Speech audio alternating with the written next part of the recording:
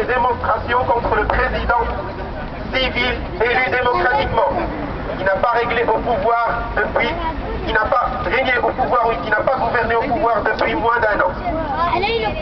Après même pas une journée de démonstration tenue le 30 juin contre le président Mohamed Morsi. Observons bien, c'est un jour de démonstration. Et ce ne sont pas 18 jours comme lors de la révolution du 25 janvier. Il a suffi d'un jour de démonstration contre le président Mohamed Morsi pour que l'armée commence publiquement à préparer le coup d'État, qui à son tour été accompli en même pas 3 jours, dans un acte défiant de toute morale et tout principe. Les meneurs militaires réclament qu'ils protègent durant les annonces du coup. Ils ont désactivé la Constitution interrogée publiquement, dissous le Parlement élu, arrêté plus de 300 supporters au pro-Morsi, noirci plus de 30 chaînes, donc arrêté la diffusion sur 30 chaînes de télévision, et sauvagement saisi le siège de la chaîne Al Jazeera en Égypte et détruit leurs équipements de diffusion et arrêté les invités en direct. Les mêmes actes brutaux. C'est vu avec Ben Wedman, le correspondant principal CNN, et nous avons vu cette scène sur CNN, et les vidéos circulent sur YouTube. Ben Wedman, le correspondant principal CNN, au Caire, lors de la diffusion en direct, ils ont saisi son matériel de tournage. Le coup d'État dirigé par le général Sisi, à la tête de la force armée, et le ministre de la Défense égyptien, a de toute évidence ignoré les résultats des 6 élections démocratiques tenues en Égypte dans les 2 dernières années, suivi par démolir tous les acquis de la révolution égyptienne, glorieux, contre un véritable dictateur qui sert à contrefaire toutes les élections et les référendums égyptiens. Je fais une remarque, je lis ici, je n'ai pas écrit le texte, donc j'essaie de mon mieux de traduire ce qui a été écrit. De plus en plus étonnant, les dirigeants du coup d'État militaire ont sauvagement réprimé le flux massif de manifestations organisées dans plusieurs villes en Égypte contre le coup d'État militaire et la confiscation de la liberté de la presse ainsi que l'arrestation du président élu et les dirigeants de l'ancien parti au pouvoir, parti avec des charges inconnues. Par ailleurs, dans les cadres des efforts fallacieux d'ornement du coup d'État militaire, le général Sisi a nommé un président intérimaire pour le pays, qui est le chef de la Cour suprême constitutionnelle, qui a provoqué la dissolution du premier parlement élu démocratiquement de l'Égypte. Juste après être responsable, il a tyranniquement dissous le parlement intérimaire élu, laissant tout le pays sans un seul bureau élu au pouvoir. Les masses du peuple égyptien et les martyrs aujourd'hui dans les rues reflètent le refus profond pour le retour à un régime militaire en Égypte.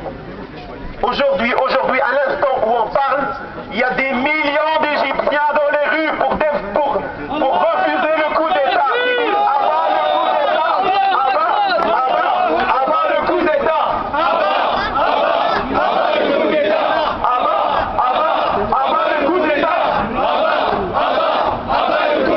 Pourquoi les hélicoptères de l'armée égyptienne ne survolent pas Rabi al-Adawiya et les autres places sur tous les 27 gouvernorats de l'Égypte? Pourquoi ils ne nous montrent pas aujourd'hui, à cet instant même, combien de millions d'Égyptiens refusent le coup d'État?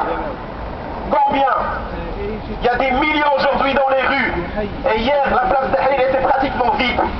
Hier, la place Tahrir et les gens qui ont provoqué ce coup d'État, ils n'ont pas pu mobiliser les millions qu'ils avaient mobilisés le 30 juin parce que c'est une farce, c'est une mascarade ce qui s'est passé en Égypte. C'est un coup d'État déguisé.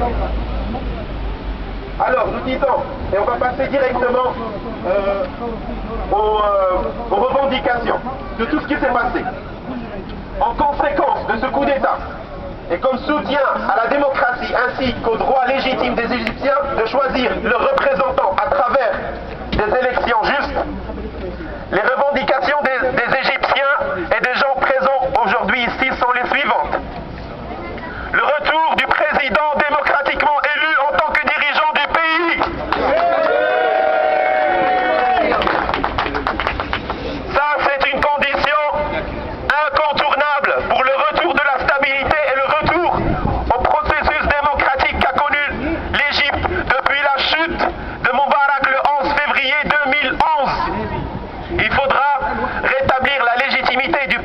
premier président élu dans les pays arabes. C'est quand même honteux. Pour une fois que les Arabes élisent et choisissent un président par la démocratie, on lui donne même pas un nom et on lui dit dégage. Et par quoi? Par des manifestations de quelques millions en oubliant le résultat des urnes.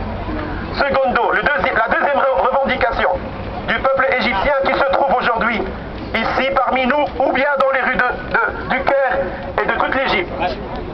Dissolution de la Cour constitutionnelle suprême pour avoir perturbé deux parlements élus consécutivement, conduisant le pays vers un chemin où les résultats des élections ne sont pas respectés.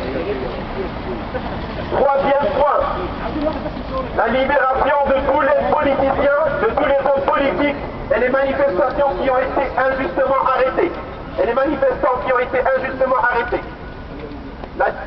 Le quatrième point, la quatrième revendication, la libération de tous les journalistes, de tous les leaders d'opinion politique, ainsi que les chaînes de diffusion et les chaînes de télévision qui ont été fermées. Cinquième, reprenons toutes les décisions liées au coup d'État militaire le 3 juillet 2013, ainsi que leurs conséquences. Sixième point, exhorter les élections législatives dans 2 mois. Revenir directement aux urnes.